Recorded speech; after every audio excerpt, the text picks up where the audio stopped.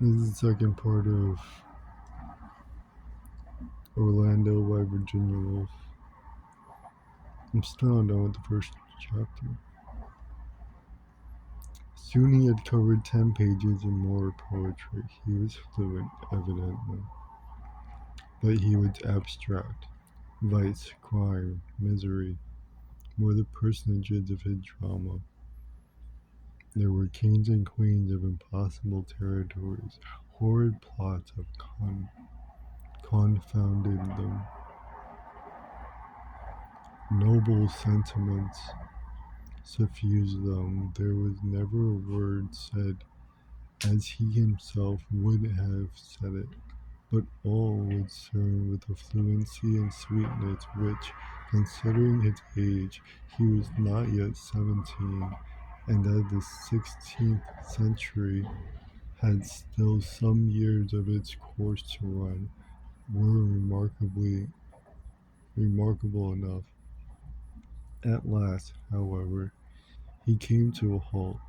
He had he was describing as all young poets are forever describing nature, and in order to match the shade of green precisely he looked, and here he showed more audacity than most, at the things itself, which happened to be a laurel bush growing beneath the window. After that, of course, he could write no more. Green in nature is one thing, green in literature another. Nature and letters seem to have a natural antipathy. Bring them together and they tear each other to pieces. The shade of green Orlando now saw spoilt his rhyme and split his meter. Moreover, nature has tricks of her own. Once look out of the window at bees among flowers, at a yawning dog, at the sun setting. Once think, how many more suns shall I see set, etc., etc.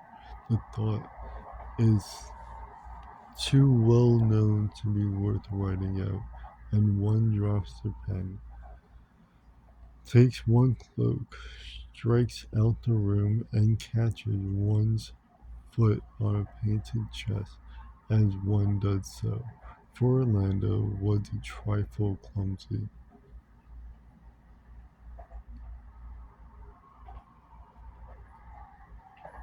He was careful to avoid meeting anyone. He There was Stubbs, the gardener, coming along the patch. He hid behind the trees till he had passed. He let himself out at a little gate in the garden wall. He skirted all stables, kennels, breweries, carpenters' shops, wash houses, places where they make tallow candles, kill oxen, forge horseshoes, stitch jerkins, for the house was a town ringing with men at work at their various crafts, and gained the ferny path leading uphill through the park unseen. There is perhaps a kinship among qualities, one drawn another along with it, and the biographer should here call attention to the fact that this clumsiness is often mated with the love of solitude. Having stumbled over a chest, Orlando naturally loves solitary places, vast views, and to feel himself forever and ever and ever alone. So after a long silence, I am alone, he breathed at last, opening his lips for the first time in his record. He had walked very quickly uphill through the ferns and hawthorn bushes, startling deer, and wild birds to a place crowned by a single oak tree. It was very high, so high indeed that 19 English counties could be seen beneath, and on clear days, 30 or perhaps 40, if the weather was very fine. Sometimes one could see the English Channel, wave reiterating upon wave.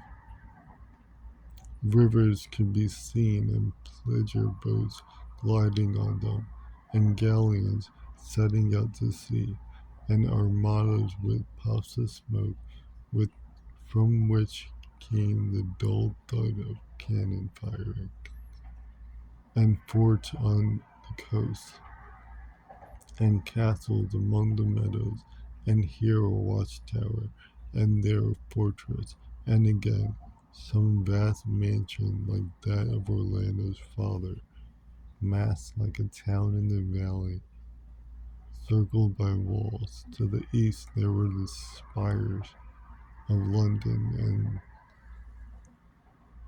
the smoke of the city, and perhaps on the very skyline, when the wind was in the white quarter, the craggy top and serrated edges of Snowdon herself showed mountainous among the clouds. For a moment Orlando stood counting, gazing, recognizing that was his father's house, that his uncle's, his aunt owned those three great turrets among the trees there.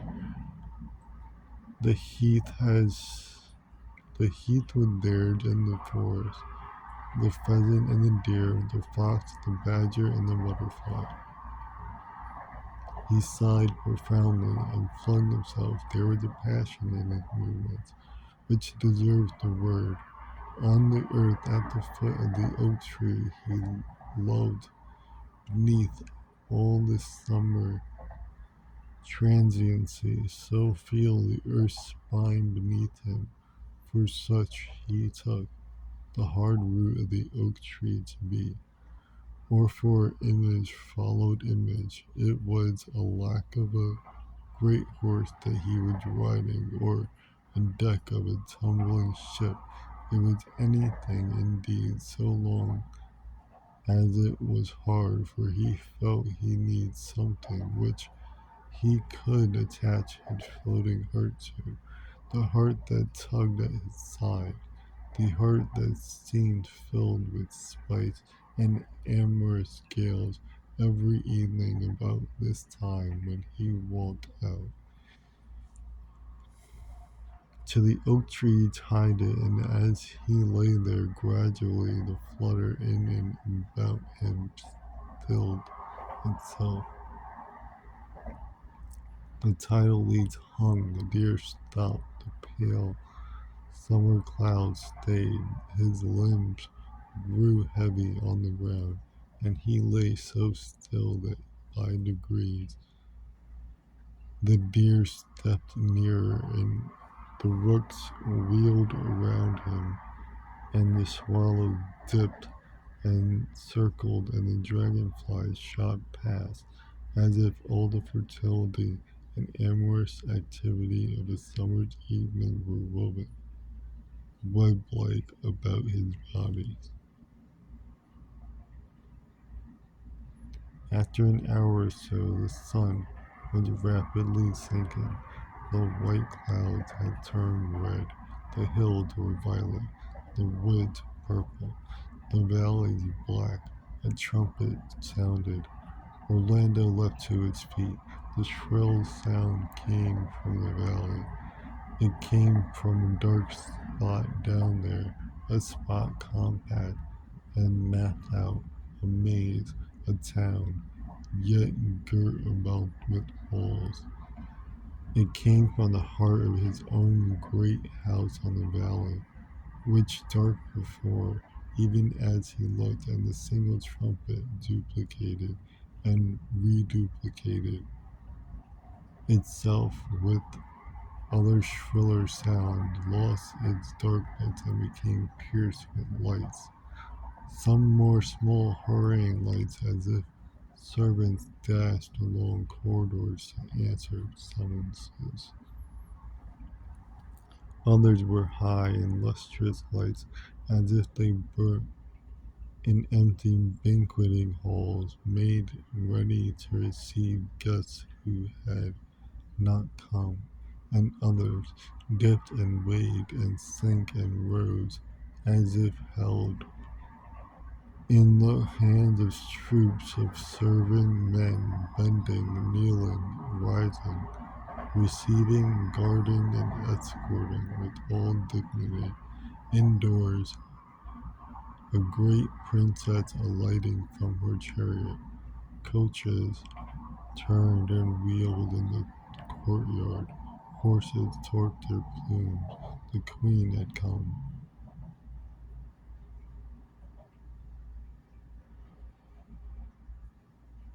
Orlando looked no more. He dashed downhill. He let himself in at a wicket gate. He tore up the winding staircase. He reached his room. He tossed his stocking to one side of the room, his jerkin to the other.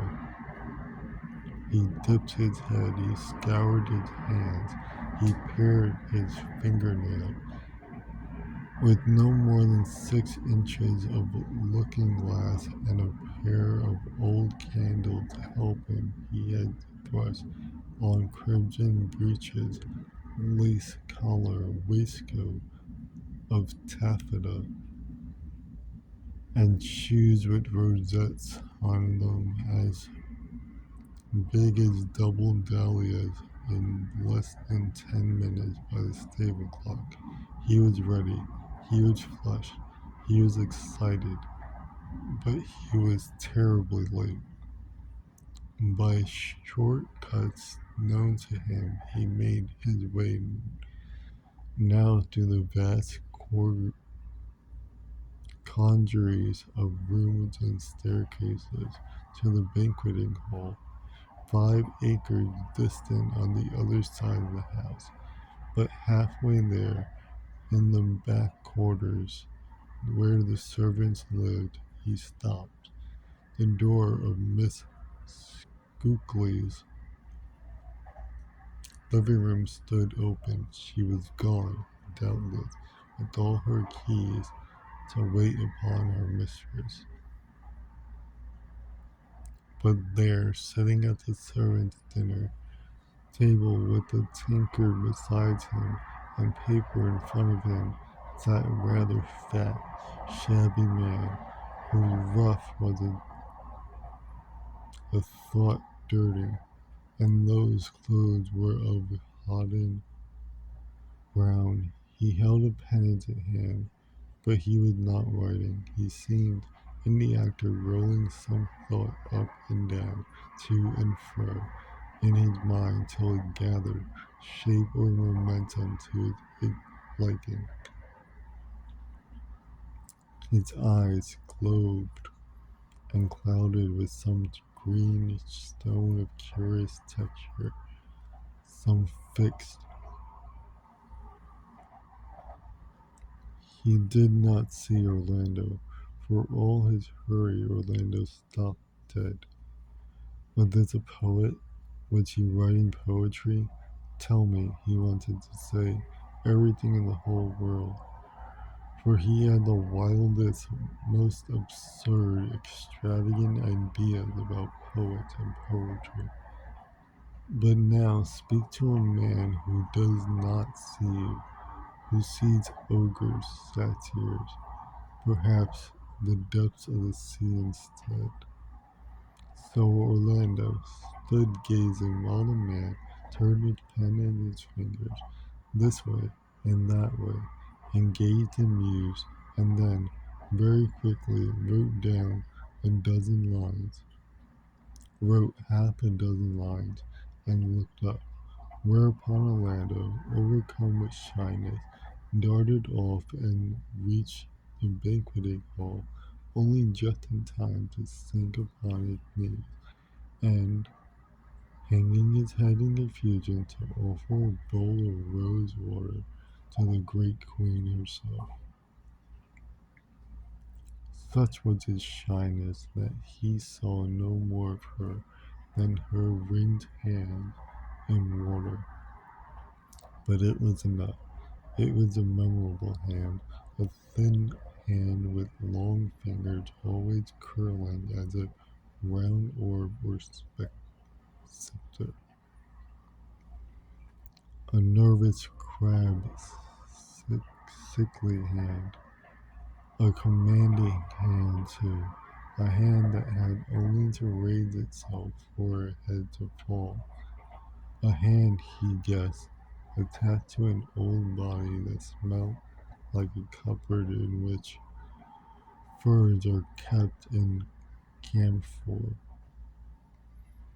which body was kept caparisoned in all sorts of brocades and gems, and held itself very upright, though perhaps in pain from sciatica, and never flinched, though strung together by a thousand fears. And the queen's eyes were light yellow.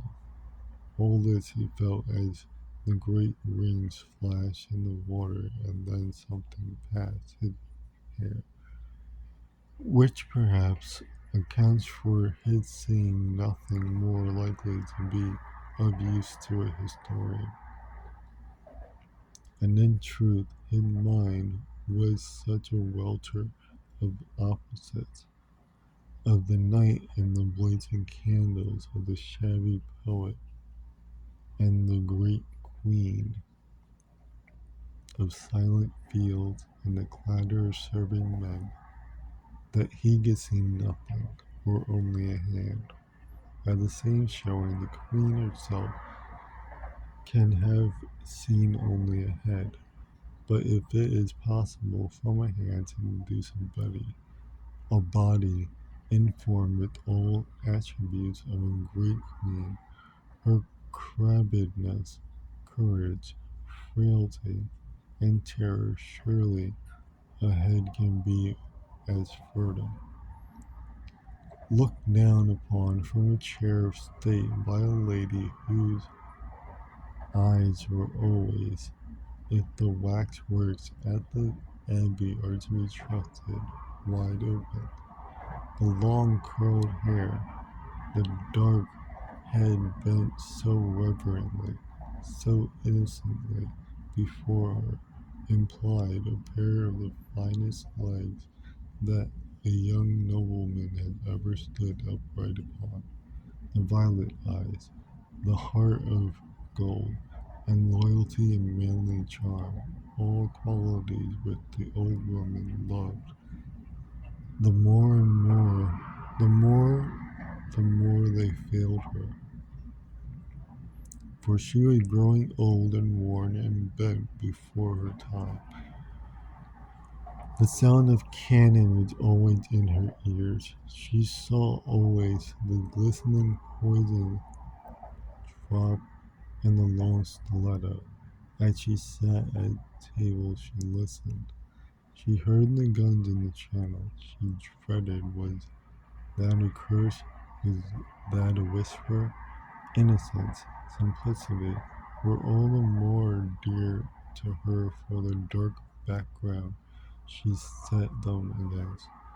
And it was that same night, so tradition has it, when Orlando was sound asleep, that she made over formally, putting her hand and seal finally to the parchment, the gift of the great monastic house that had been the archbishop's and then the king's to Orlando's folly. Orlando slept all night in ignorance. He had been kissed by a queen without knowing it, and perhaps, for women's hearts are intricate, it was his ignorance, and the start he gave when her lips touch him that kept the memory of her young cousin, for they had blood in common, green in her mind. At any rate, 2 years of this quiet country life had not passed, and Orlando had written no more, perhaps, than 20 tragedies and a dozen histories and a score sonnets when a message came that he was to attend the Queen at Whitehall. Here, she said, watching him advance down the long gallery toward her, comes my innocent. There was a serenity about him, always which had the look of innocence when, technically, the word was no longer applicable. Come, she said. She was sitting bolt upright beside the fire, and she held him a foot's pace from her and looked him up and down. Would she match her speculations the other night with the truth now visible? Did she find her guesses justified? Eyes, mouth, nose, breast, hips, hands. She ran them over. Her lips twitched visibly as she looked. But when she saw his legs, she laughed out loud. He was the very image of a noble gentleman, but inwardly she flashed her yellow hawk's eyes upon them as if she would pierce his soul. The young man withstood her gaze, blushing. Only a damask rose had become him. Strength, grace, romance, folly, poetry, youth. She read him like a page. Instantly she plucked a ring from her finger. The joint was swollen rather, and as she fitted it to his, named him her treasurer and steward.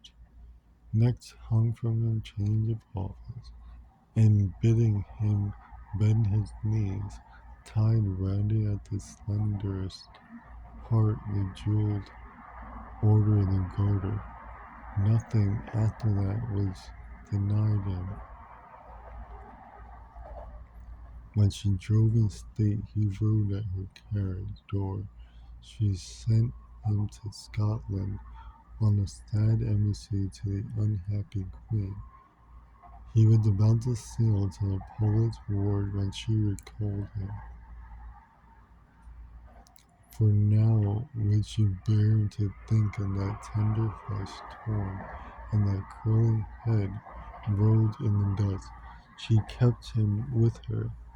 At the height of her triumph, when the guns were booming at the tower, and the air was thick enough with gunpowder to make one squeeze, and the huzzas of the people rang beneath the windows, she pulled him down among the cushions where her woman had laid her. She was so worn and old, and made him bury his face in that astonishing composition. She had not changed her dress for a month, which smelt for all the world, he thought, recalling in boyish memory, like some old cabinet at home where his mother's furs were stored. He rose, half suffocated from the embrace. This, she breathed, is my victory, even as a rocket roared up and died, her cheeks scarlet. For the old woman loved him, and the queen, who knew a man when she saw one, though not, it is said, in the usual way, plotted for him a splendid ambitious career. Lands were given him, houses assigned him.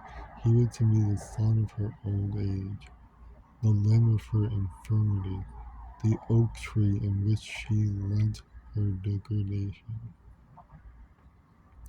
She croaked out these promises in strange, dimini- domi- dom- domineering tenderness.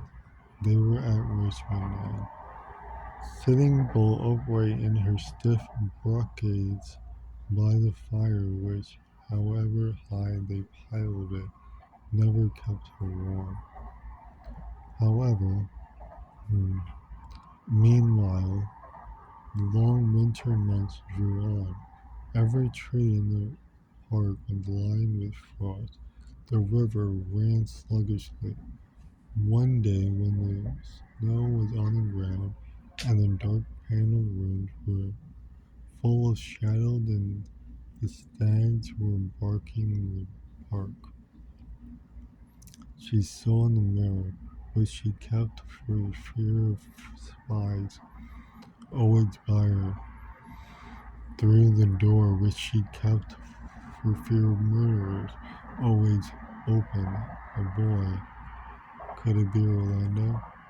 Kissing a girl, even the devil's name, with the brazen hussy snatching at her golden hilted sword. She struck violently at the mirror. The glass crashed. People came running. She was lifted and sat in her chair again. But she was stricken after that and grown much, as her days wore to an end, of man's treachery.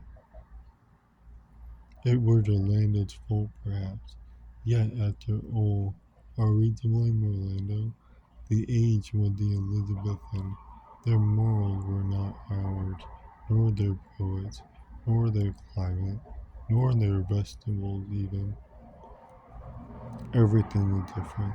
The weather itself, the heat and cold of summer and winter, was, we may believe, of another temper altogether.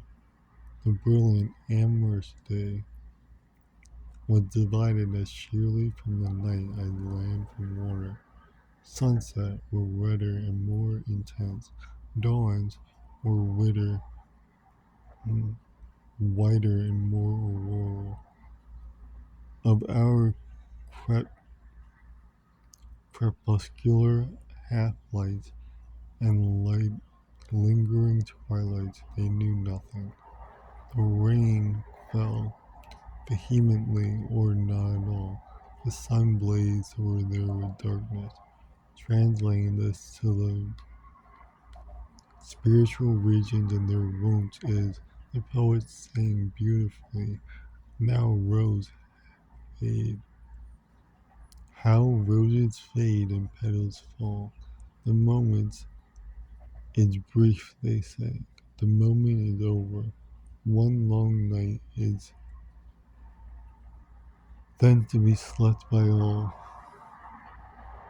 As for using the artifices of the greenhouses or conservatory to prolong or preserve these fresh pinks and roses, that was not their way. The withered intricacies and ambiguities of our more gradual and doubtful age were unknown to them. Violence was all. The flower bloomed and faded. The sun rose and sank. The lover loved and went. And what the poet said in rhyme, the young translated into practice. Girls were roses, and their seasons were short as the flowers. Plucked they must be before nightfall, for the day was brief and the day was all. Thus, if Orlando followed the leadings of the climate, of the poets, of the age itself, and plucked his flower in the window seat, even with the snow on the ground and the queen vigilant in the corridor, we can scarcely bring ourselves to blame him. He was young, he was boyish, he did but as nature bade him do.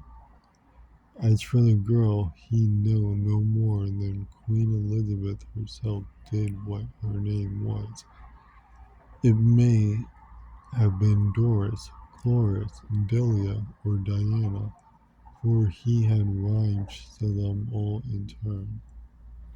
Equally, she may have been a court lady or some serving maid, for Orlando's taste was broad.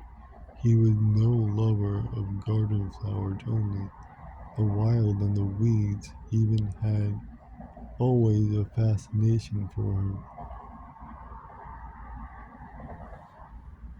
Here, indeed, he lay bare rudely, and the biographer made a curious trait in him, to be accounted for, perhaps, by the fact that a certain grandmother of his had worn a smock and carried milk pails.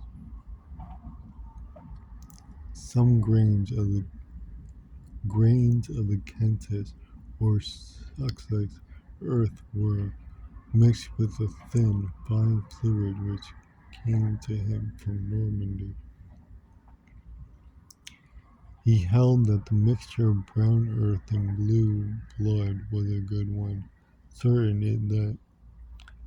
it is that he had always a liking for low company, especially for that of lettered people, whose wits so often keep them under. So if there were the sympathy of blood between them. At the season of his life,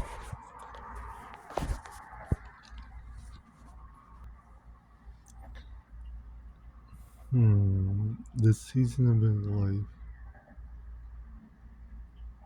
when his head brimmed and the rhymes and he never went to,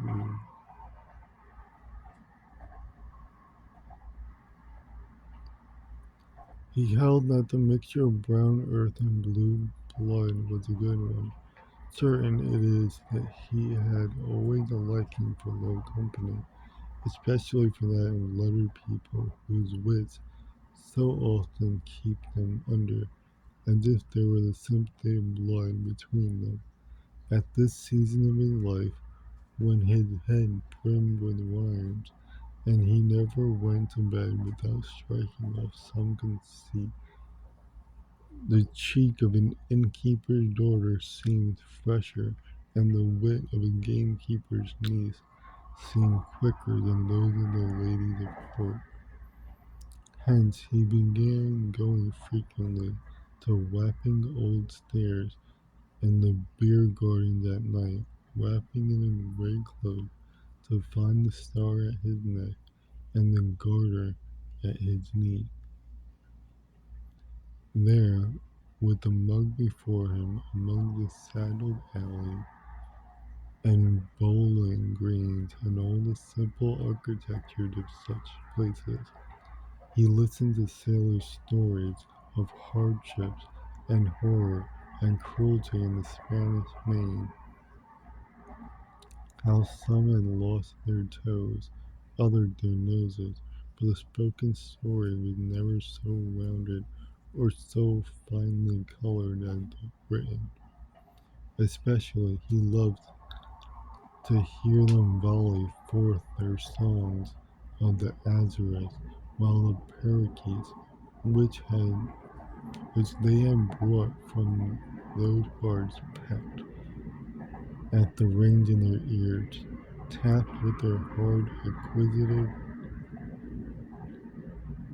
beaks at the rubies on their fingers, and swore as vilely as their masters. The women were scarcely less bold in their speech and less free in their manner than the birds. They perched on his knee, flung their arms around his neck, and, guessing that something out of the common lay hid beneath his duffel cloak, were quite as eager to come at the truth on the matter as Orlando himself. Nor was opportunity lacking. The river was astir, early and late with barges, wherries, and craft of all description. Every day sailed to sea some fine ship bound for the Indies. Now and again another blackened and ragged with hairy men on board crept painfully to anchor. No one missed a boy or girl if they dallied a little.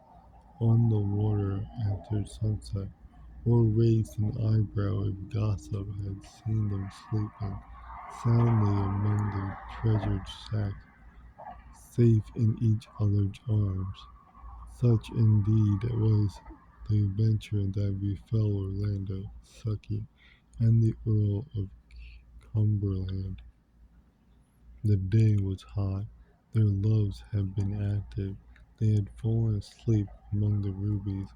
Late that night the Earl, whose fortunes were much bound up in the Spanish venture, came to check the booty along with the lantern.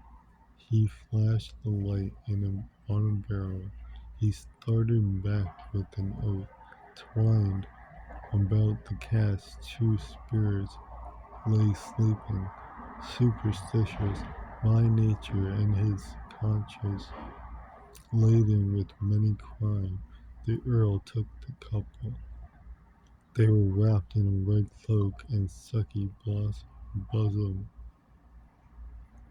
was always as white as the eternal snows of Orlando's poetry.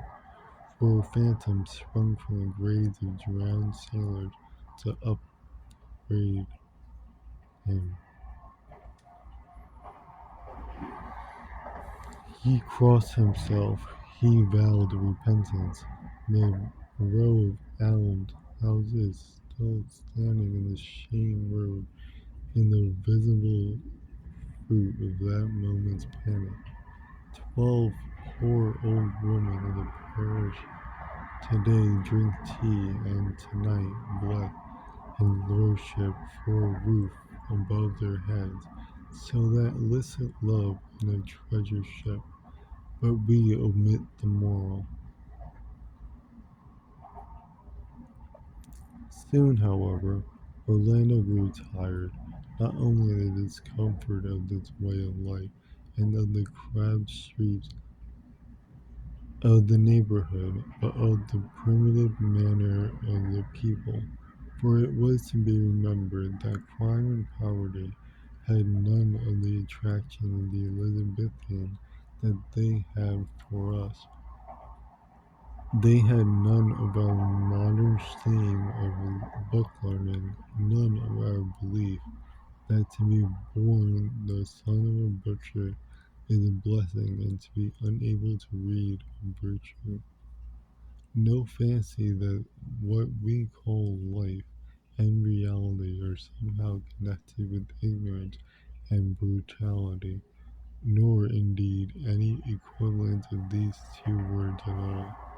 It was not to seek life that Orlando went among them, not in quest of reality that he left them, for when he had heard a score of times how Jakes had lost his nose and Sucky her honor, and they told these stories admirably, it must be admitted, he began to be a little weary of the repetition, for a nose can only be cut off in one way, and maidenhood lost in another, or so it seemed to him, whereas the arts and the sciences had a diversity about them which stirred his curiosity profoundly.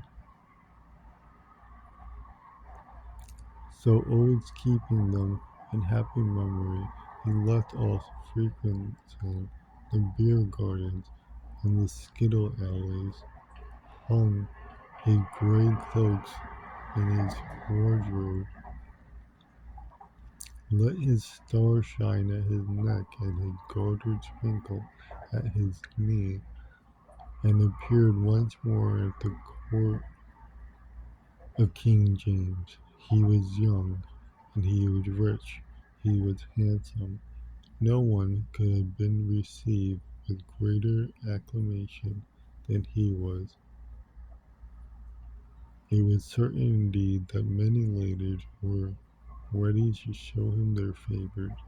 The names of three at least were freely coupled with his in marriage: Clorinda, Fabiola, Euphrosyne, so he called them in his songs. To take them in order, Clorinda was a sweet-mannered, gentle lady enough. Indeed, Orlando was greatly taken with her for 6 months and a half, but she had white eyelashes and could not bear the sight of blood. A hare, brought up and roasted at her father's table, turned her faint. She was much under the influence of the priest, too, and stinted her underlinen in order to give to the poor. She took it on her to reform Orlando to his sins, which sickened him so that he drew back from the marriage and did not much regret it when she died soon after of the smallpox. Favilla, who comes next, was of a different sort altogether. She was the daughter of a poor Somersetshire gentleman who, by sheer assiduity and the use of her eyes, had worked her way up at court, where her address in horsemanship, her fine instep, and her grace in dancing won the admiration of all.